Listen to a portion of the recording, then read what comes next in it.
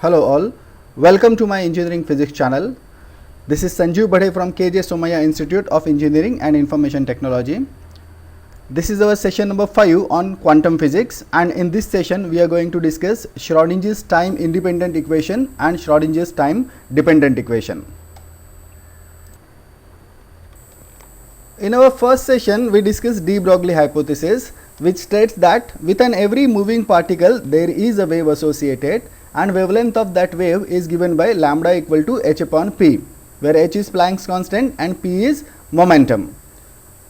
Existence of wave associated with the electron was experimentally verified by using Davison and Germer experiment. So after confirming the existence of wave associated with the electron, next question asked was, what is the nature of that wave? Is it a single monochromatic wave associated with the particle, or is it some other kind of wave associated with the particle? The idea of single monochromatic wave was discarded due to two reasons. One, if we consider single monochromatic wave associated with the particle, but the particle is a localized quantity and single monochromatic wave extends to infinity. So position of the particle determination becomes a problem here.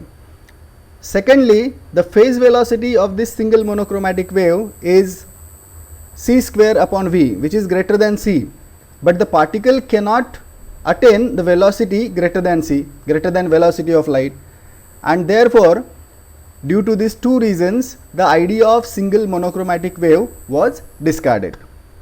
So if single monochromatic wave is not associated with the particle, then what is the kind of wave associated with the particle? Schrodinger gave solution to this problem. He said that it is not a single monochromatic wave associated with the particle, but it is group of waves associated with the particles, and the waves in this group interfere constructively only in a small region, giving non-zero amplitude, and outside this region the amplitude becomes zero due to destructive interference. So the region where amplitude is non-zero is called as the wave packet. Schrodinger said the probability of finding the particle is directly proportional to the amplitude of this wave, resultant wave, and therefore as the amplitude is non-zero only in this small region, the particle is somewhere in this region. Outside this region the amplitude is zero, and therefore chances of finding the particle outside this region are zero. This wave packet moves with a velocity which is called as a group velocity, and we have shown in our earlier session that this group velocity is equal to the velocity of particle. So wherever the particle goes, this wave packet will also go. So this wave packet is moving with the particle. So this is the wave packet which is associated with the particle. To describe a wave associated with the particle, Schrodinger used a wave function psi. So this wave function mathematically describes the motion of the particle. If we accept the Schrodinger's idea of group of waves, then it is not possible to locate the particle precisely at a given point xyz. What we can talk in terms of probability of finding the particle at a given point xyz at a time t, and this probability can be calculated by using this wave function psi. So the probability of finding the particle can be obtained from this wave function psi. This wave function psi is a function of space and time coordinates. So wave function psi can be written as function of x, y, z and t in 3 dimensions. In 1 dimension it can be written as psi of xt. This wave function psi may be complex in nature, so we can write this wave function psi of xt to be equal to a of xt plus ib of xt, where this a is real part and this b is imaginary part. The complex conjugate of psi is written as psi star xt, that is equal to a of xt minus ib of xt. So this plus sign is changed to minus sign here. If we accept Schrodinger's idea of a group of waves, then it is not possible to precisely find the location of the particle at a given point xyz. If we have a volume element dv equal to dx, dy, dz, then the probability of finding the particle in that volume element can be found by the product psi star psi. So, psi star psi, which is equal to a square minus ib square, that is equal to a square plus b square minus I square will be equal to minus 1. So, this psi star psi will give us the probability of finding the particle in a volume element dV, that is equal to dx dy dz. And as we are 100% sure that the particle exists, the probability of finding the particle somewhere in space must be unity. So, if we integrate this psi star psi over minus infinity to plus infinity, then it must result in 1. So, this condition is called as the normalization condition, and the wave function associated with the particle must be normalized. It must satisfy normalization condition. Why? Because the particle exists, particles exist somewhere in space. So, from minus infinity to infinity, if we integrate the probability, then it must result in 1. Now, these are some of the conditions that must be satisfied by the wave function psi. What are the conditions? The wave function psi must be finite, continuous and single valued everywhere. If you find the derivative of psi with respect to x and with respect to t, then these derivatives must also be finite, continuous and single valued everywhere. This wave function psi must have at least some physically acceptable solution, and this wave function psi must obey the principle of linear superposition. That means we should be able to write the wave function psi as a linear combination of two wave functions like this. Psi of xt should be written as a phi 1 of xt plus b phi 2 of xt. So, this linear superposition principle must be obeyed by the wave function psi. Schrodinger's equation. Schrodinger's equation describes the behavior of wave function associated with the microscopic particles.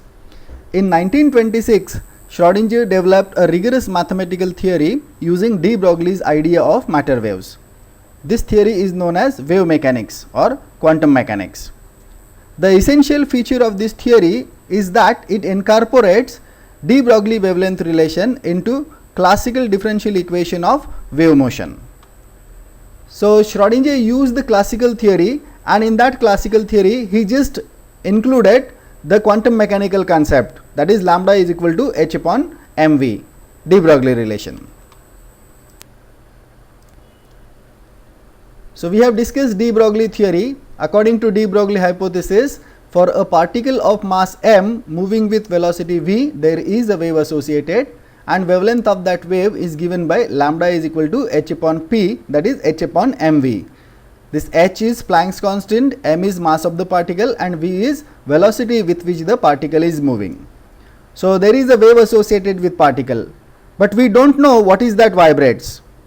Let us represent these vibrations by a wave function psi. The wave function of a stationary wave associated with the particle can be represented in terms of Cartesian coordinate system at any instance of time by psi equal to psi naught sin omega t. This omega is angular frequency, that is 2 pi nu. So, we can write psi equal to psi naught sin 2 pi nu t. So, let us call this as equation number 2. Psi naught is the amplitude of the wave at any point under consideration. This wave function psi is a function of space and time. Now, Schrodinger incorporated de Broglie relation into classical theory. So, as a starting point, he used classical differential equation of wave motion, which is given by del 2 psi by del t square equal to v square del 2 psi by del x square plus del 2 psi by del y square plus del 2 psi by del z square. This is a 3-dimensional differential equation. In 1-dimensional case, this classical differential equation of wave motion can be written as del 2 psi by del t square equal to v square del 2 psi by del x square. So, let us call this equation as equation number 3. So, in this classical equation, Schrodinger incorporated the quantum mechanical concept, that is lambda is equal to h upon mv. So let us see how he did that. This equation number 2 is differentiated with respect to time. So after differentiating equation 2 with respect to time, we get del psi by del t equal to psi naught 2 pi nu will come out here, 2 pi nu cos 2 pi nu t. So differentiation of sine is cos. Let us differentiate it again with respect to t, and we can get del 2 psi by del t square, that is equal to, now differentiation of cos is minus sign, so negative sign will be there, psi naught will be as it is, 2 pi nu will come out, so 2 pi nu into 2 pi nu, that is 4 pi square nu square, and differentiation of cos is sine, minus sign, so this minus sign is there. So del 2 psi by del t square is equal to minus psi naught 4 pi square nu square sine 2 pi nu t. So here psi naught sine 2 pi nu t is nothing but psi. So we can write del 2 psi by del t square is equal to minus 4 pi square nu square psi. So psi naught sine 2 pi nu t is replaced by psi. So let us call this as equation number 4. So these are the equations that we wrote in the earlier slide. This is de Broglie relation, lambda is equal to h upon mv. The wave function was represented as psi equal to psi naught 2 pi nu t. Then one dimensional classical differential equation of wave motion was written as del 2 psi by del t square equal to v square del 2 psi by del x square. And this equation number 4 was obtained by differentiating equation number 2 times with respect to t. So del 2 psi by del t square is equal to minus 4 pi square nu square psi.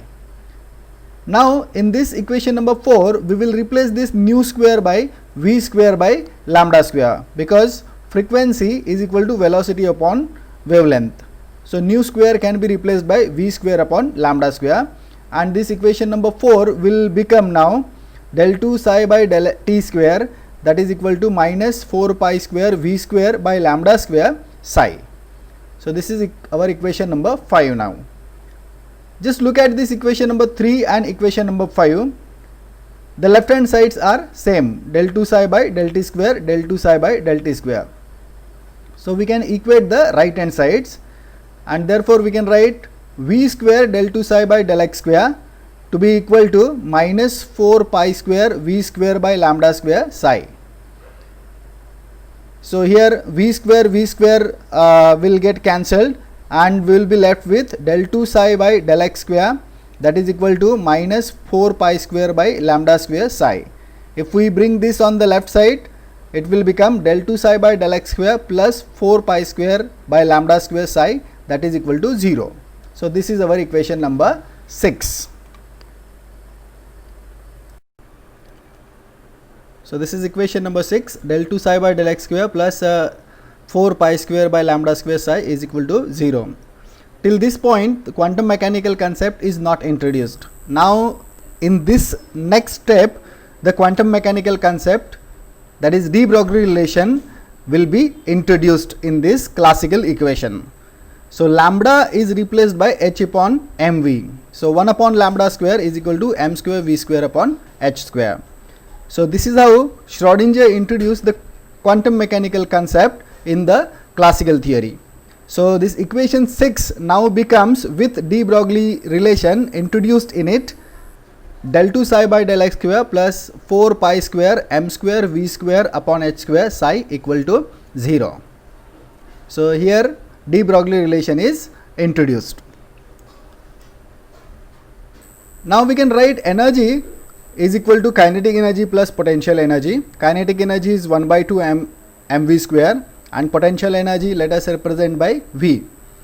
So we can write from this m square v square is equal to 2m e minus v. So here just multiply and divide by m, we will get m square v square, and just take this v on the other side, 2m on the other side, and we can write m square v square as 2m into bracket e minus v.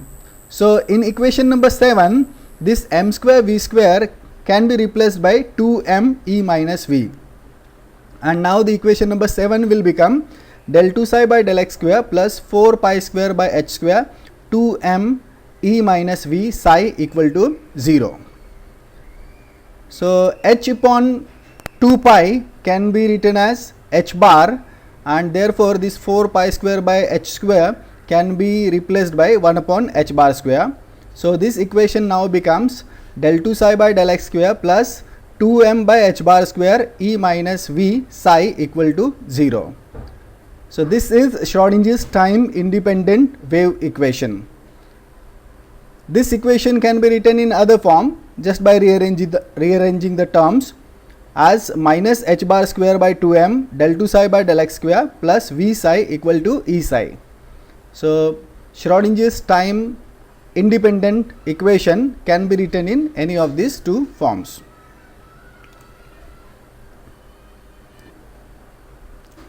So Schrodinger's time independent wave equation can be written as del 2 psi by del x square plus 2m by h bar square E minus V psi equal to 0, or by just rearranging the terms it can also be written as minus h bar square by 2m del 2 psi by del x square plus V psi equal to E psi.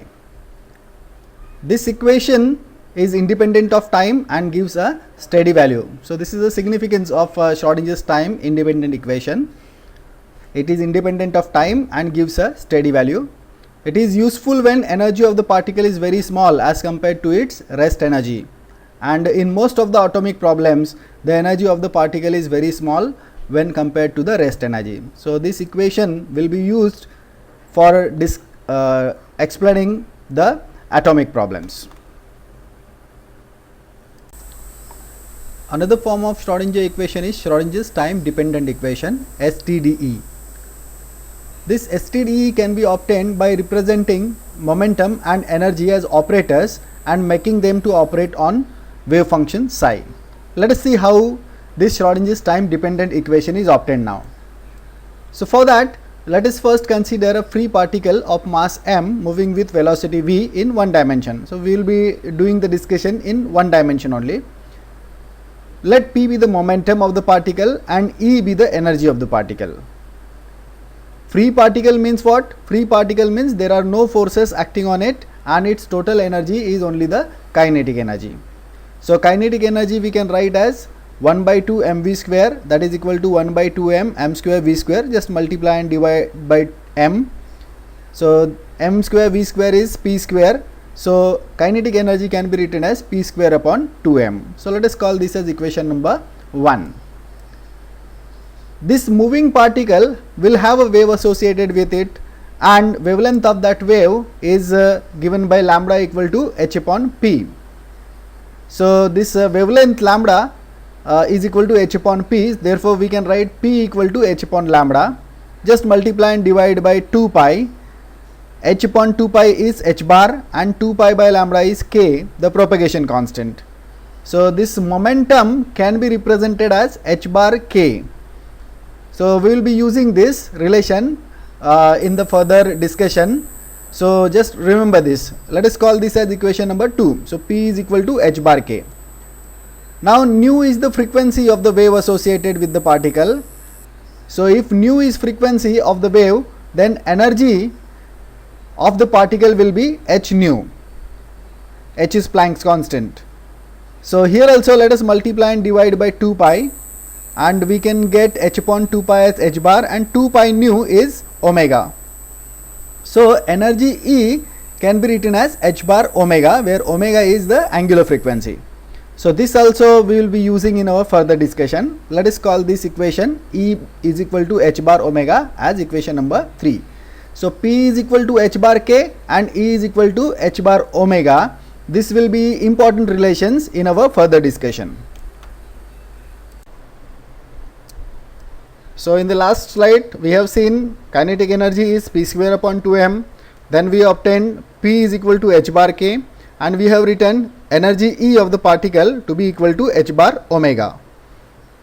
From this equation 1, 2 and 3, if we substitute P is equal to h bar k and E is equal to h bar omega, we can write h bar omega to be equal to h bar square k square by 2m. So this is our equation number 4. Now the wave equation describing the wave associated with the particle must satisfy this equation number 4. The wave function associated with the particle may be sine wave, a cosine or exponential function of kx minus omega t. Such functions are harmonic and can be superimposed and give a wave packet. So let us consider in this case the wave function psi to be psi naught e raised to I kx minus omega t. So we will be using this wave function for getting Schrodinger time dependent equation. So let us call this as equation 5. So P is equal to h bar k, E is equal to h bar omega, and this equation h bar omega equal to h bar square k square by 2m. These equations we have obtained in our earlier discussion. The wave function associated with the particle is psi equal to psi naught e raised to I kx minus omega t. Now what we will do is we will try to represent energy as an operator and momentum also as an operator, and then we will make them to operate on the wave function psi. So for that, let us first calculate I h bar del by del t, del psi by del t. So I h bar del psi by del t. So for that, just differentiate this psi with respect to t, and we can get minus I omega will come out, and differentiation of this will be psi naught e raised to I kx minus omega t only. So I h bar del psi by del t will be equal to I h bar as it is minus I omega will come out from here, and psi naught e raised to I kx minus omega t. So this is nothing but psi only. So I h bar del psi by del t is equal to this I into I will be minus 1 into minus sign, that is plus 1. So h bar omega, so this will become h bar omega, and this is psi. So I h bar del psi by del t can be written as h bar omega psi, and h bar omega is nothing but E. So we can write I h bar del psi by del t as E psi. That means what?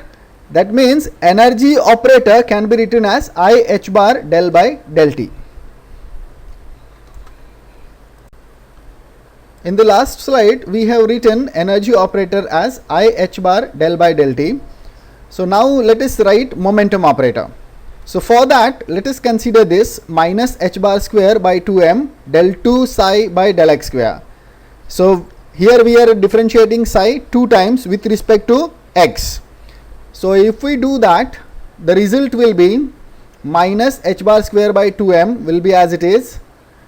Differentiation of psi naught e raised to I kx minus omega t with respect to x 2 times will result in I square k square, so I k square, and differentiation of this will be psi naught e raised to I kx minus omega t, that is nothing but psi only. I square will be equal to minus 1, so minus 1 into this minus sign will become plus. So this will become h bar square k square, h bar square k square upon 2m, and psi naught e raised to I kx minus omega t is psi. That means we can write minus h bar square by 2m del 2 psi by del x square equal to h bar square k square by 2m psi, and h bar square k square is nothing but p square because h bar k is p. So minus h bar square by 2m del 2 psi by del x square can be written as p square by 2m psi. That means we can write this p momentum as minus I h bar del by del x. Minus I h bar del by del x can be written as the momentum operator. So this is our equation number 8. So we have expressed energy as an operator as I h bar del by del t and momentum as I h bar del by del x. Now for a particle, if it is free, then its energy will be equal to kinetic energy, but if the particle is not a free particle, then total energy of the particle will be kinetic energy plus potential energy. So this p square upon 2m is equal to kinetic energy, and let us represent the potential energy by V.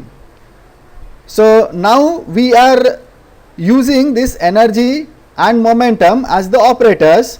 So let us operate these operators on the wave function psi.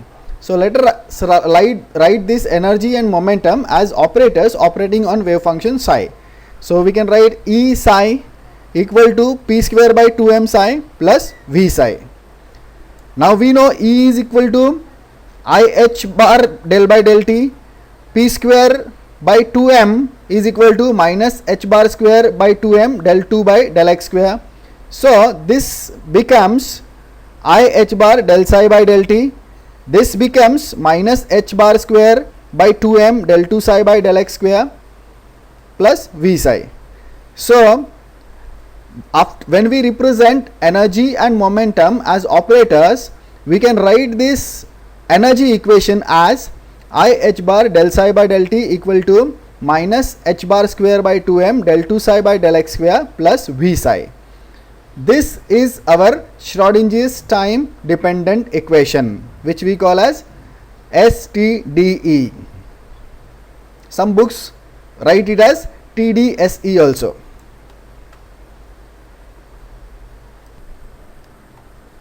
So this is Schrodinger's time dependent equation that we got, minus h bar square by 2m del 2 psi by del x square plus v psi equal to I h bar del psi by del t. If we find the solution of this time dependent equation, it will result in non-stationary states, and the corresponding probability densities are not constant and they will vary with time. So that is why it is called as time dependent. So probability densities vary with time.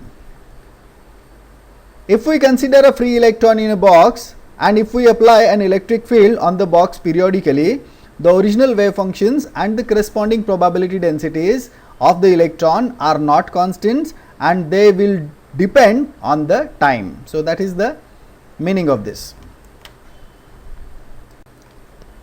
So this is a comparison between STIE and STDE, Schrodinger's time independent equation and Schrodinger time dependent equation.